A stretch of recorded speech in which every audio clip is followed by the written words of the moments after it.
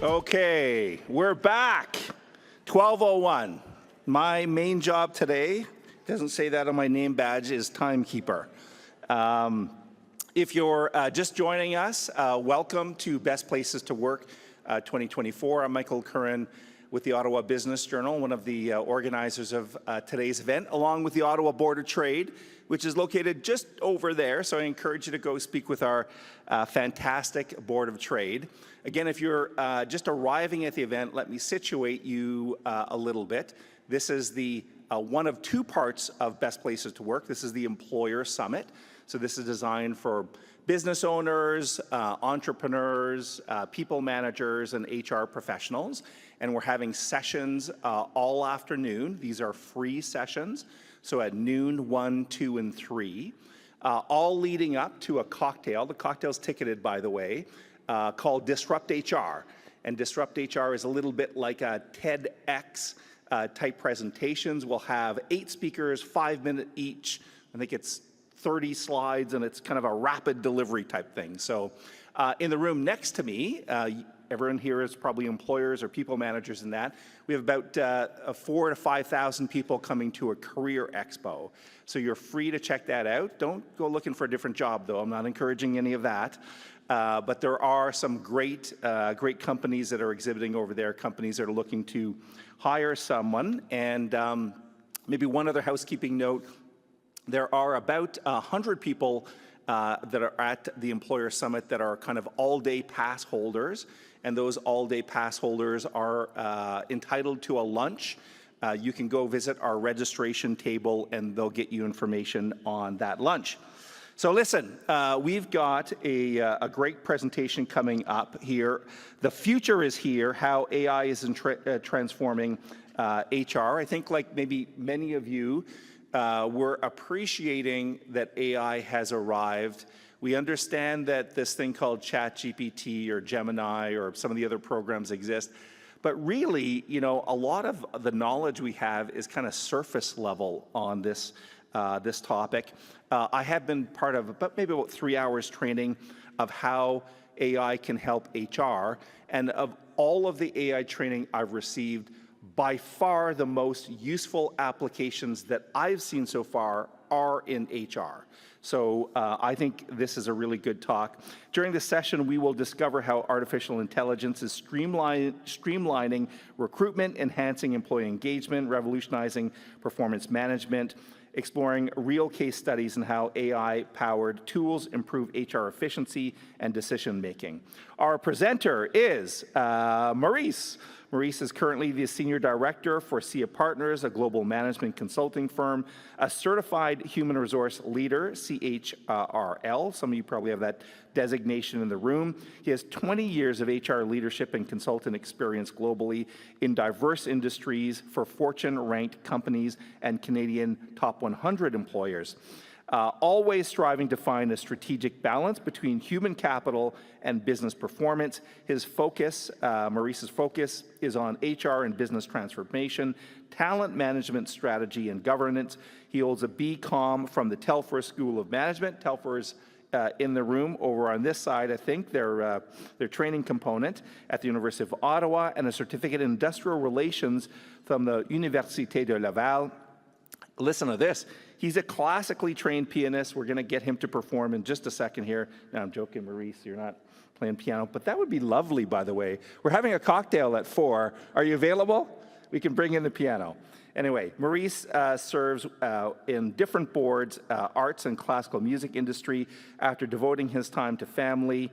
The dad of 3 can be found sitting around a piano. This sounds lovely, by the way, jogging outside or on the basketball court. Without further ado, please welcome Maurice Lemaire.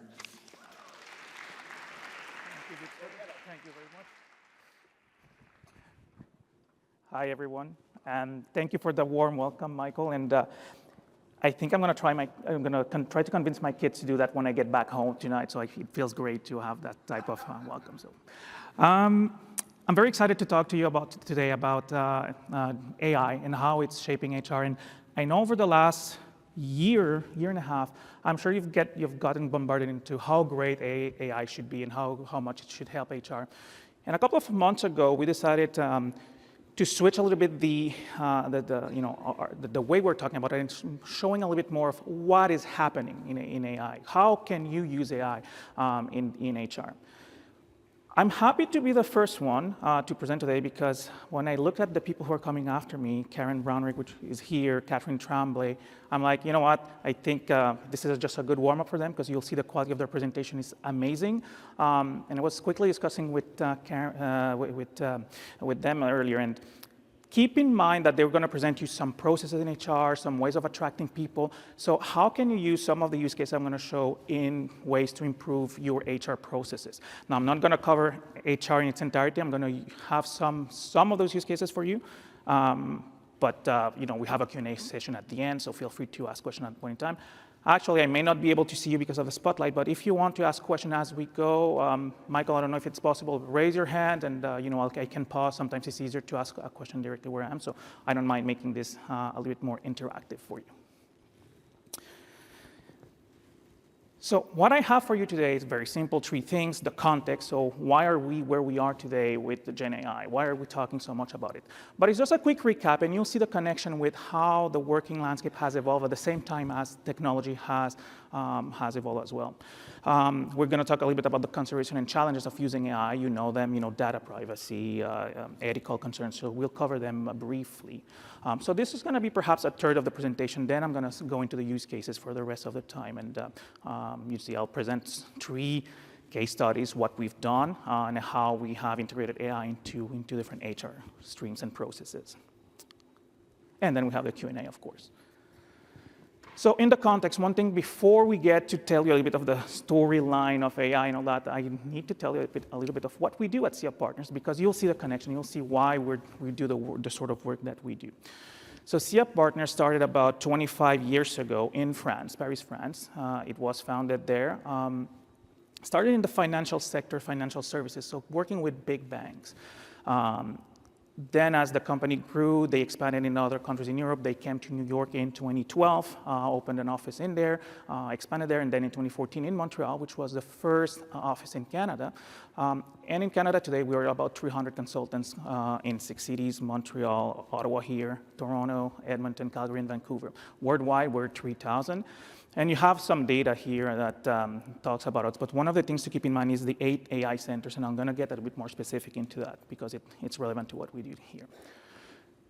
The way we are structured is that we have 3 different main business lines, one in pharmaceutical, one in data science, and one in design, design and creativity. That's collective intelligence, design thinking. But overall, we're management consultants. So we do a little bit of everything in consulting as most of the firms do. As SIA was growing up in the financial sector, one thing they realized is, well, we have a lot of data from our clients, and this is back 15 years ago. So they brought in the initial steps into data science, right? The initial data scientists. And right from the get-go, over that evolution, they also started developing AI capabilities. But that's one side, that's the data side. So we wanted to have that human side, so the SIA Experience team came along to say, well, banks are transforming, they're implementing system, we were helping them with data, but it impacts the customer journey, it impacts people. So we bring that capability of understanding people, understanding how, customer journey and that. So the way we work with these 2, I'm gonna just focus on HECA and SIA Experience. The way we work with that is either they are consultant as well, so either they come into engagement with us, or we use their knowledge and they instruct us, they coach us, and then we go and do a normal project with data science, with drawing collective intelligence and all that. A little bit more specific then, we have different business units. The one I'm part of is HR and transformation worldwide. So we have about 100 people specifically dedicated to HR across the globe. And then you have a list of the activities you can pick if you work with us. On the other hand side, you have the data science team and the AI people. And they have a platform, they create AI tools. They have that, I was saying, all the data analytics capabilities. And the fun piece is that we use that for us internally first. So we quote unquote, augment consulting by using those capabilities for our clients. But we also can use that for clients directly, so they can use the platform we develop, they can use our knowledge, they can use, with the SIA Experience team, for example, can come and throw in an amazing design thinking session with them. So we have all those, and we use that for our engagement. One important thing, and I will cover this a little bit later, We are an ESG and EDI-driven organization as well. So we did, we posted what we call an HR manifesto. We post an ESG every week. But one of the important pieces to remember, especially for AI, is that we want it to be ethical. We want to make sure that there is we respect the regulation. So you'll see that a little bit later, as I mentioned. We try to do it as ethical as we can, and we're conscious of all the consideration AI can bring into the workplace. We try to minimize those negative impact so that we can maximize that positive aspect of it. So perhaps another 1 or 2 minutes here to give you a landscape of how AI has evolved.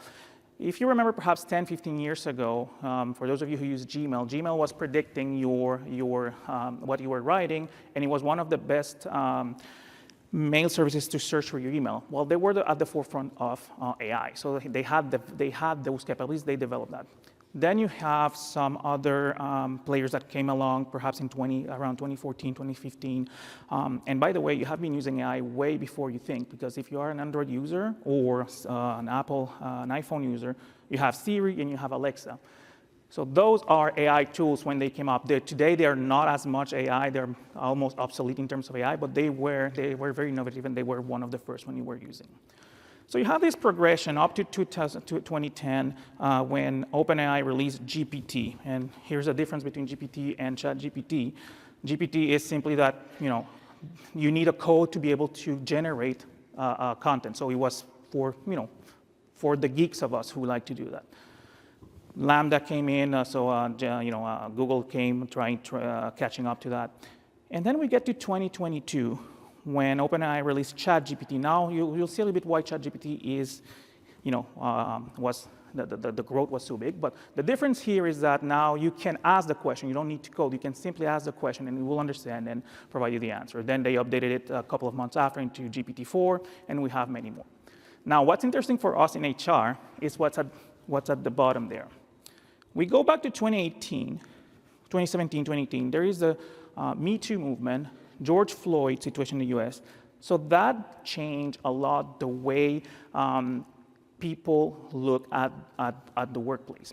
And you've seen it in HR in recruiting. If you go back, and the expectation of employees are totally different. They're not the same. They expect more engagement in terms of all the CSR aspect, social corporate responsibility, the environment, and all that. So that started to bring a sort of shift in the way people were looking from their employers. And then in 2020, we know what happened. That had a major change in the way work was organized. We started being remote. We started needing more abilities in terms of IT capabilities. So one other thing that you need to, well, let me go back here 1 second. One of the things that we do as well is global research. We have every 2 years an HR global benchmark. Last time we did it was in 2022. We are supposed to launch it in the next few months again. But one of the trends we saw in 2022 was, remember that ratio of HR person for employee, which was about, depending on the organization, 1 to 75, 1 to 150. In 2022, it was 1 to 233. So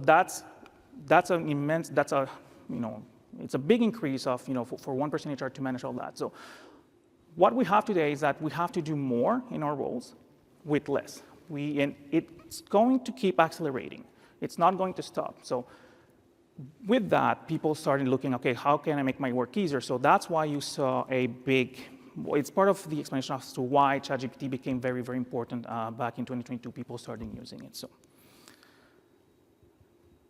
So as you know, as I was mentioning, why it was so disruptive is because it's very easy to use. You just go type a question and it populates a response. Now we'll get into that a little bit later as well, but we know that the responses are not always too specific to what we want. We have to give him more context. He will learn and will give you back a response. So that's a learning piece. But you have here some of the numbers on how fast it grew.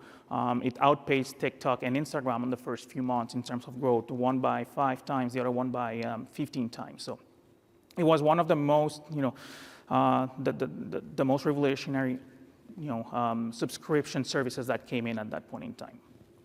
Again, it's because it's very user-friendly and it's easy to use. Now, this is good for you to remember. That will get us to the use case a little bit, but some stats, and I like stats, and just one quick stat that is not here. Remember that I would say about 64.5% of statistics are all made up, okay? Remember that.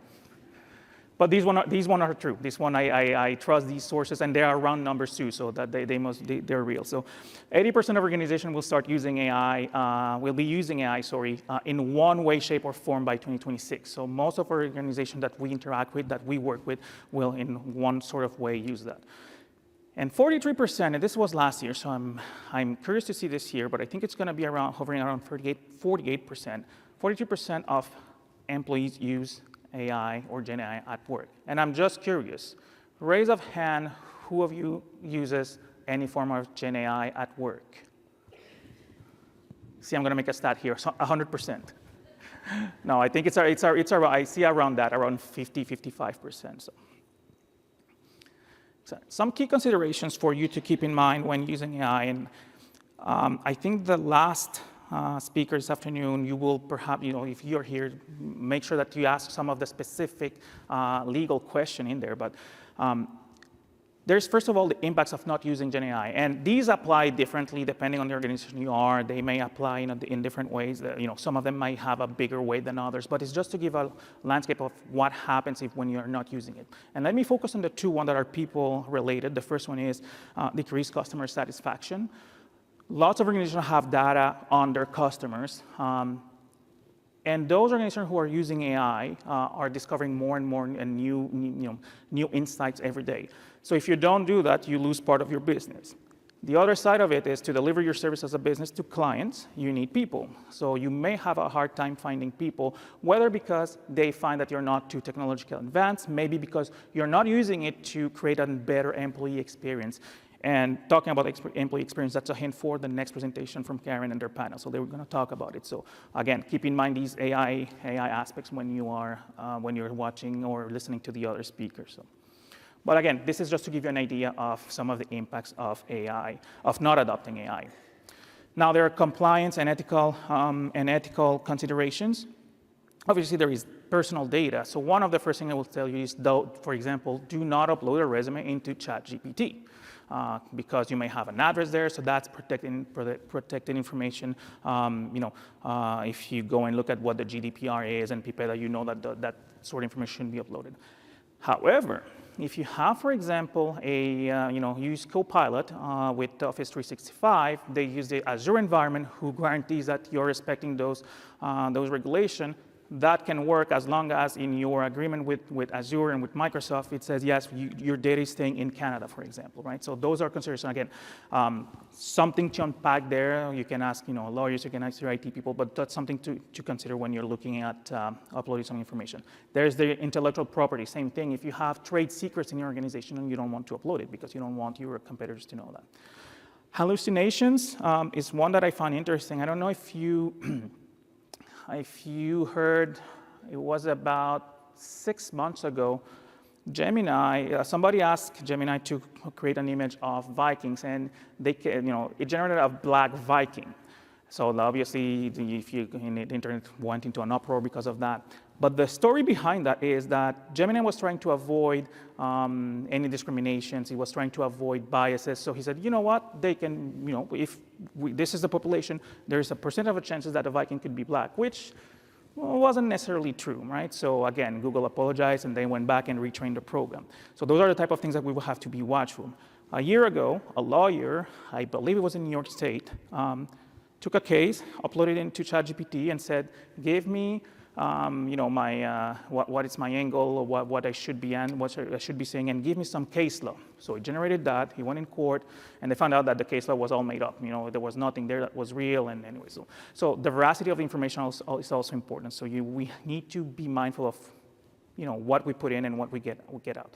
And this is something very important that I will cover in the use case, is that there is always a human element to it, right? So we're not saying that it will replace a human.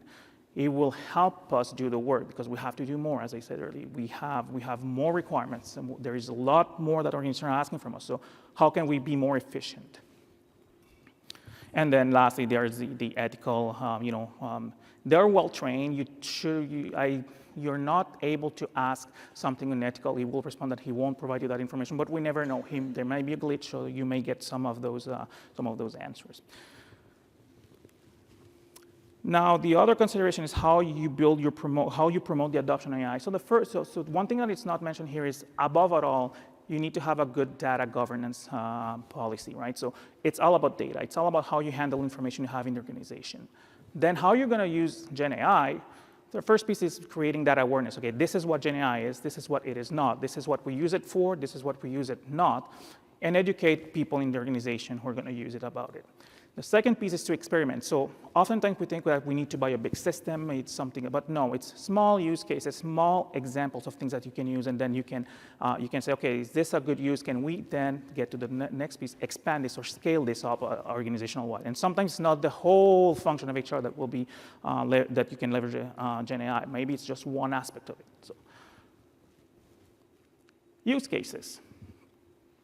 Let me tell you the first story. This is an industrial psychologist firm that they do interviews with leadership, whether it's psychometrical interviews to do a psychometrical assessment, or help the organization during the interview process.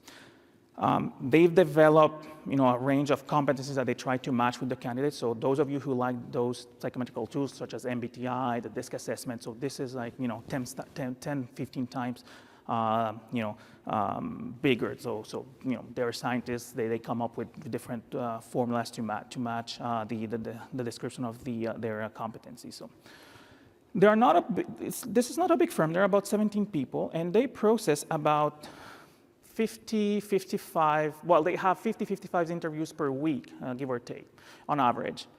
It takes them about 3.5 hours to 1 hour for the interview, for example, and 2.5 hours then to do the assessment, which is, and this is a very optimistic estimate. Sometimes it's a little bit more, not estimate, sorry, average, but sometimes it was a little bit more, but it's just, they do the interview, then they go back to their notes, they match with the competencies, and then they give a score and say, okay, this is, based on the profile you need as an organization, this is the score of the person. So obviously, their question was, how can we accelerate that? Because we are at capacity, we need to do some more. It's a very niche expertise, so there is not many people that do that. So it's not like they can go and hire, so they just need to be more efficient. So obviously the idea is that, okay, how can we use AI in order to help them? And think about this in terms of a recruitment process, and when I tell you about what the solution is in this case. But again, it's how can we be more efficient and reduce those 3.5 hours so we can do other tasks. So the solution here was to provide them speech to competency. That's not a real technical word, is how we called it. So they used the large language model to extract information from a transcript. So you need a video or audio input. If you have more, oh, by the way, they also do that in group settings. So the model should be able to separate who is saying what. So person A is saying this, person B is saying this, person C is saying this. Then the next step is that the model will come and look at, this is a text that was generated.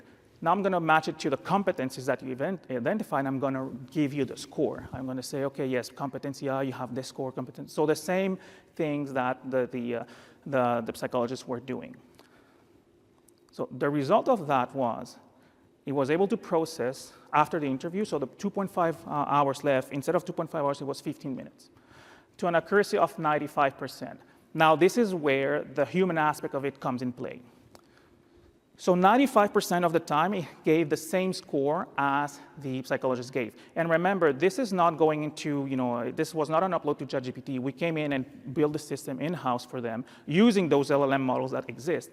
But what it was doing is looking at the text that was made from the video or audio, and then matching it to the competencies that the firm had already developed. So that is data that was pre-existing.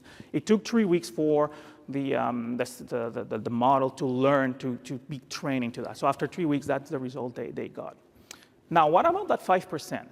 Actually, let me go back to that 95%, same score. What they had to do simply is they take the result and they do a spot check. So, okay, you're giving this score here. The human aspect, as I was saying, it's important. They remember the interview, they remember the candidate. So they knew a little bit what they were looking for. And so they said, okay, yes, you're matching it the proper way as I would do it, and perfect, I'm in agreement. So it took them about 10 minutes to do that spot check.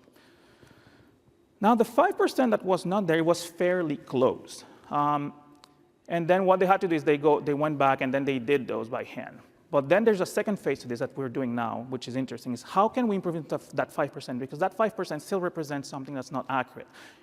AI is not providing us an accurate result. So there's two things. First of all, they went to say, okay, they went and did it by hand and compare what was my result with the result the AI gave them and where was the discrepancy. This is a discrepancy. System learned this discrepancy, and this is why we don't do it this way. So the system is relearning again. The second piece is that we are adding is, when they're matching a competency, now we're adding a confidence score. Because the system understands where he has gaps now, he can say, well, you know what? I'm 90% confident of this result, which is what the initial result is. So what the scholarship will do is just do a spot check. But then it may tell, you know what, I'm only 80% confident. So that gives a clue to the psychologist to go and look specifically somewhere. So with that score, they can still accelerate those spot check and say, okay, now the system will improve perhaps to 96, 97%, reducing the number of times we need to go back, but we also be more efficient when we go back and review the scores to make sure that okay, we know where to look at and what to look at. But again, what's key here is that they know it wasn't human intervention. They're just checking the machine. They're just spotting the machine, making sure that, yeah, what you're saying is accurate or not, and then I'm going to train you to learn. So, any question on use case number 1? Okay. Use case number 2, and this is a funnier one, a bit smaller one, but it's us, it's CF Partners internally. So back last spring, we opened our office in Shanghai. And on the web, if you look, they said it's the 50th one, but the 50th one is Ottawa. Shanghai is the 49, but that's okay. I'll give it to them because it's a nicer number to say 50 for Shanghai. Obviously, our CEO, being from France, he speaks English and Spanish and French, of course, but he doesn't speak Mandarin. So that was one of the challenges we had. And we're an organization that, well, we like technology. We want to promote it internally and as well to our clients. So he saw an opportunity here, perhaps, to use this. So as I said, zero knowledge of Mandarin. We have, as you saw, we have 50 offices, 20 countries. We have 3,000 employees. So that was the goal. How can we interact and engage with those employees in a meaningful way in the 5 continents in 9 different languages? And again, this goes back to our EDI principles, where we're a really inclusive organization. So we want to make sure that everybody feels that, allowing a little bit of, hey, we have technology and we want everybody to feel part of it. So what he created was a digital twin. So the application that he used, he essentially recorded his message for a first time in French himself, and you'll see the I'm not going to show you the video, but I'll show you the picture of it. And then he went into this tool, uploaded the video. He had his text written, so he asked the system to translate the text, and then re-record the videos with creating an avatar, re-record the videos in the language of in one of the 9 languages.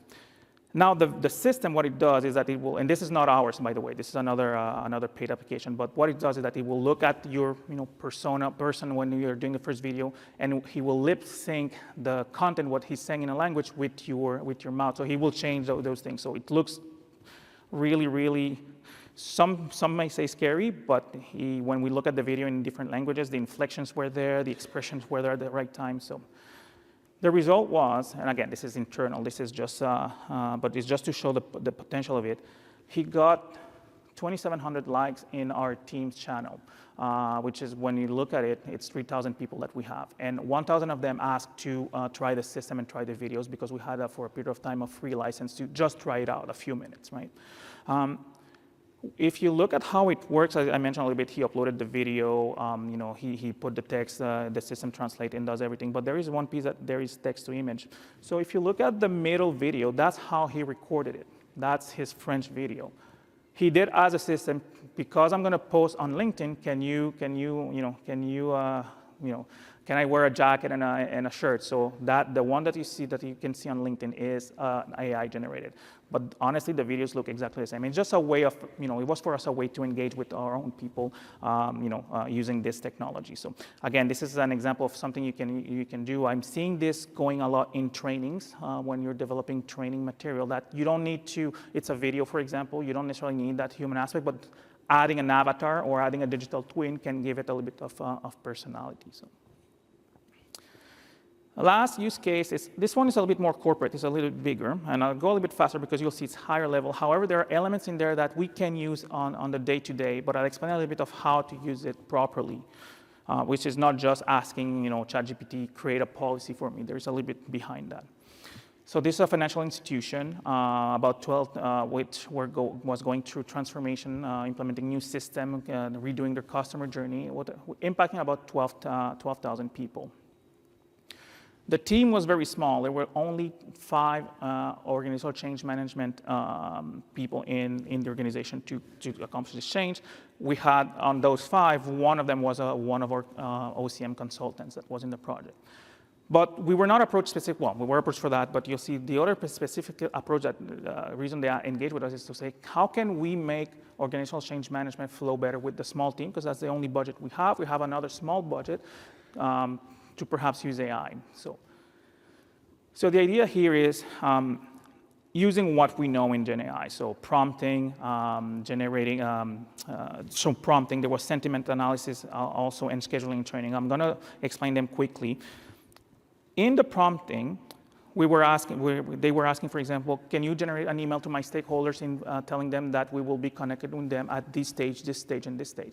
But in order to do that, the system needed to know what the project plan was and what were the key dates. So this was built internally for the client. So they uploaded all the material related to organizational change management in terms of practice and theories. They then uploaded the business case. They uploaded the project plan. So the system analyzed that, learned that. So when we were asking for an email, the system knew the tone that was going to be used and why this was for. So people can just, okay, I'm going to use the email. I'm going to use a template. I'm going to send my communications. And every time they were asking for it, the system were referring to the proper, the proper phase they were into in the overall project. The sentiment analysis is they created a web page where people could come in and comment. By the way, you can do sentiment analysis with Teams and Slack as an example. So it's the same principle. So they have a dedicated channel to OCM activities, and people were commenting and asking questions. But it was analyzing how people are feeling out of that. So they were able to track, are they feeling good? They were feeling a little bit bad. This period seems to be a little bit more chaotic, and giving some specifics so that they can adjust their approach as they were going through the change. So for example, while this news or this information was not well received, the people seem to say it's because it's not clear enough, so how can we improve that? And it was also prompting some suggestion, okay, maybe you can look at being more clear into defining this role as an example. And the last one is scheduling and training. We have all used something around that with Outlook, but this was a platform built for that OCM. So simple, the system was scanning people's calendar, and instead of saying what will be a good date for us to meet, it was giving the date where they could set it up as to say, we want 80% of the people to be available. So it was able to schedule that and do all of that automatically. So the result of that was that the team of 5 was able to complete this project in 9 months. Now, we need to keep in mind that this is a major system implementation, and people were doing the OCM around it. So this would typically take 14, 18 months. It was staged, so you implement a phase of a module of the system, then you wait, then you implement another one, or sometimes you do it in different areas, different functions. But they were able to do all of this in 9 months, which is really almost unheard of. So just to give you an idea of how AI was able to accelerate them. And I do have a bonus cases for you, just quickly. Here are areas where you can perhaps think about using AI. So chatbots, as an example, now we call them augmented or enhanced chatbots. It's not just about, I'm going to ask, what is your question about? Benefits. What is specific on benefits you want to know? And then it pre-populates an answer, no. The system can learn what your policies are, and you can use a lateral language. So listen, I'm wondering if in my benefits policy I can have ABC. So it will go and search and give you the proper answer and refer to you where it is. But this is a specific question based on specific material. There is, when we look at search assistant and automated reports, something that we use, we do a lot of strategic workforce planning at work. So we really look at, for example, what's the capacity internally in the organization in terms of skills, roles, and what's out in the market. There is the HR work that we do internally. So, okay, these are your roles. This is what the capacities are. This is what the skills are. And then we go to the market for, okay, for example, you're looking for a project manager to see what's the availability. So we use AI, for example, to do web scraping from proper sources, Statistics Canada, for example, to say, What are the trends in terms of project manager roles, project manager availability, who's going to graduate in project management, for example, from university, what the cohorts are, and it will, do that, give you a scenario, give you some numbers, and then we can project scenarios. So you have currently 15 positions, you might lose 3, there's this available in your market, here are 3 scenarios of projection and what to do with that. So we use AI to do that. The last one there is summarization. Obviously, it's having large amounts of data or documents that you can say what are specific trends into these documents. The example we have here in France, they do this for collective agreements. So they scan about 10,000, they uploaded 10,000 collective agreements over the last 5 years. So you can ask the system-specific questions. So for this type of roles, what are the increases in salary? What are the changes from one collective agreement to another? And then what are, within the span of the collective agreement, what are the changes? What are the increases? What are people saying about sick days? How are they handled, right? You can ask an average question, or you can ask, give me the scope, or give me the scope of what's happening. So for example, if you say, how are organization doing the grievance process? Some of them do 3 steps, some of them do 7 steps, some of them do 1 step. So here are some of the min maxes. Here's what generally is the trend, so you can make some informed decision. I'm using the collective agreement one because it was a really large data, but you can imagine it can be applied into any other areas. And that leads us to the Q&A. Any specific questions you would like to explore? I don't know, Michael, how we're doing on time, but 5 minutes?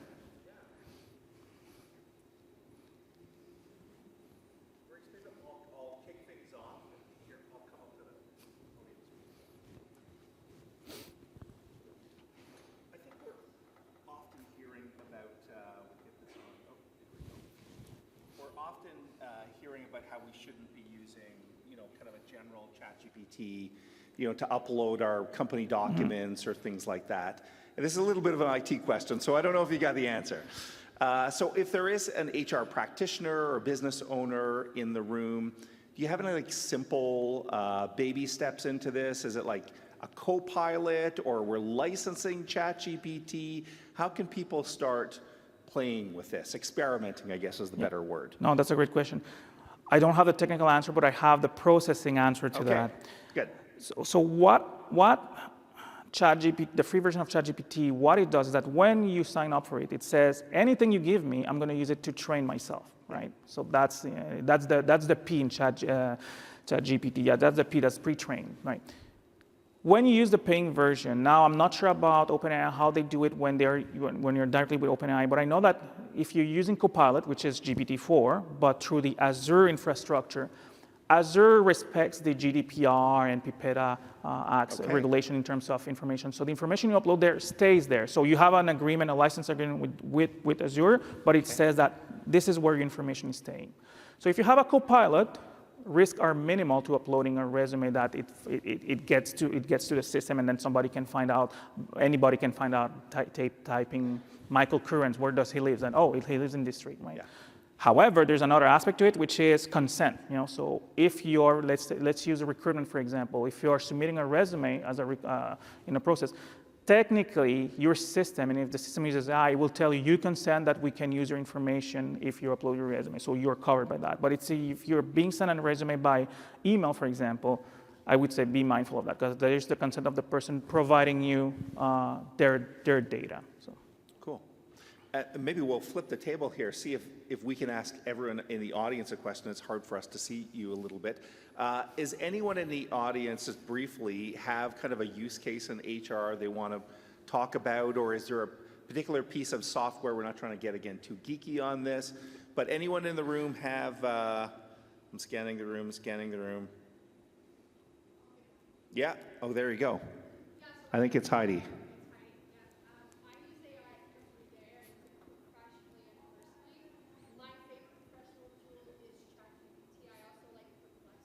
Okay. Yes.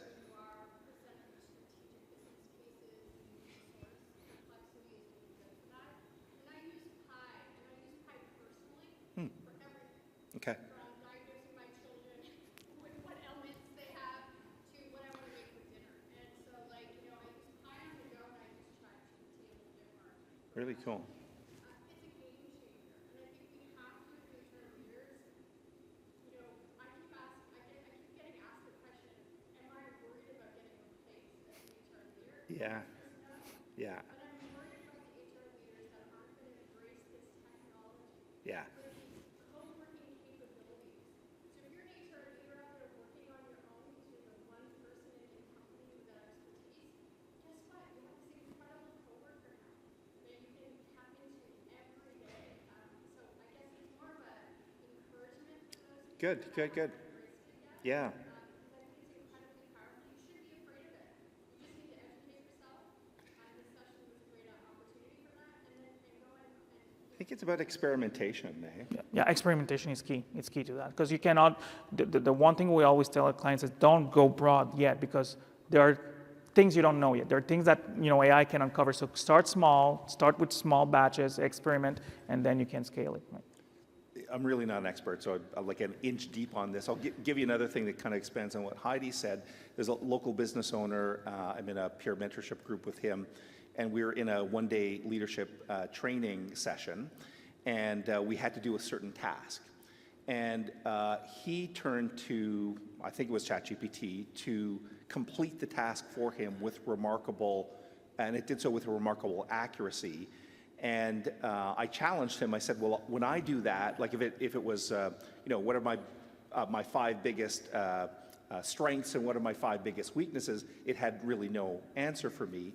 He told me he had stopped using Google as his search engine months and months and months and months ago. So everything he wanted to look up was in ChatGPT.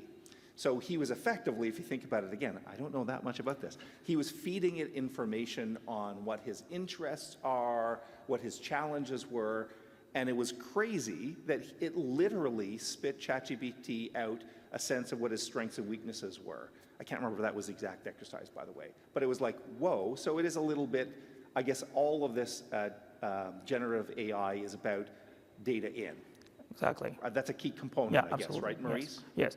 And actually it goes back, and sorry, I'll get nerdy into this, but it's GPT. It's G for generative, P for pre-trained, and T for transformers. And it's not Optimus Prime. It's something else about deep learning. But it trains, it learns on. So in his case, he was learning for months about himself. He's probably Yes. uploaded stuff into it so that he knew what to answer. Versus you, he doesn't know in that case, and said, well, I don't know what the answer was, but maybe he will say, I don't know you, unless you had an account that he will give you some basic information. He might say, I don't know if you sign up, but he might say, I know you're in Canada, for example, right? So he might say something like that. It was pretty cool. Yeah, so it's funny because it's, the way I see this is that ChatGPT in itself, for example, it looks good until you start asking him some question and then you can see the flaws. A little bit like me, I would say. But The other, well, we'll wrap up here in a second. The other thing that I was taught, and it was a direct HR component, is like all tools, don't use it to give you the final result. Right. So we were challenged to do job descriptions or even kind of an approach. So if you were going in to have a tough discussion with an employee, you could say, what are the best HR practices when having a difficult performance-based discussion with an employee? Again, I would never rely on it for the exact answer, but it's a great starting point, right? Yep. Way better than Googling the result Absolutely. potentially. I like what Heidi said too, depending on what AI you're using, Perplexity has the source. Yeah, that's great. Yes, Peter. So it seems to me that the AI can fall on 2 sides of things. One, like Heidi was talking about, hey, it's like having another helper, right? Yeah. The other side is sort of the systemic part of it that can affect our whole business, the way we operate. I love hearing about all of this, but I feel like how do you take the first step? What's the first step in determining what I can implement systemically that's going to change the way I do business, not just me personally on my day-to-day, but my company in terms of the data I have, in terms of the reports I have, all of those things. First step is sort of like, who's going to come in and help me understand how this can help my business as a whole? yeah, great question. Great question. The first step I would say is define your specific pain point, because when I was talking about getting specific in small use cases, that's the piece. There is a pain point you may have. I don't know what it is. For example, most of the time we have a lot of data but no information of that because we don't know. That's an example, right? We don't know how to make sense of that. So that might be a first step. So, okay, I know this aspect, so what do I need? And you may need to automate some of the data reporting into that to say, okay, these are the trends and so on. So I'm giving you an example right off the get-go, but I think it's defining that first pain point, then defining how can I leverage AI to help me. Maybe AI doesn't help into that, then you need to define another one. Okay, maybe AI can help in that. There is a little bit of exploration into that. But then it's also learning about, AI is many different things. Part of that can be automation, part of that can be insights, part of that can be deep learning, deep analysis. So which is, and those experts are out there to say, okay, this is how we can build this, or how we can build a solution for you, or you can buy a solution that fits that sort of need. So I think it's the first piece is, which is the one I want to tackle that might be, low-hanging fruit, for lack of better word, which is, okay, I can do this a little bit faster. It will yield me a result, and I can see the benefits of that, and then I can, whether scale this one or find another one that attach it, and then you can have a full picture of the organization. And there is an aspect that you have to look at it from two ends, a very strategic one, which is data governance, I was saying earlier. So what is information that I have, and how do I treat that? And then the small specific use case that you can go and tackle and say, okay, I'm going to try to improve on this. I see the benefits, then I can scale, educate other people into why it's good. So that education piece, awareness piece I was showing at the beginning is for, okay, what is it not, what are the different aspects of AI that I can use, and then, okay, I can apply this to my few pain points that I have. Well, I guess I'm looking at the part, yeah, I can sort of identify some pain points. I don't know what I don't know. Yeah. In terms of how the AI can put my organization be completely changing, because I just don't know how. And how do you get to that? What's the next step? Is it consultants? Is it playing with it yourself? Is it where do you go? Of course, it's consultants. Come and see me. No, I'm just kidding. I think you have. So I think you have a good point. Maybe we can chat right after. I don't want to take too much of time. But what I would say is, I think you mentioned something good. It will change my whole organization, and perhaps it's not the right way to see it, because it's not to change the organization, it's to help in the organization. That's perhaps a better way to see it. But let's connect on that.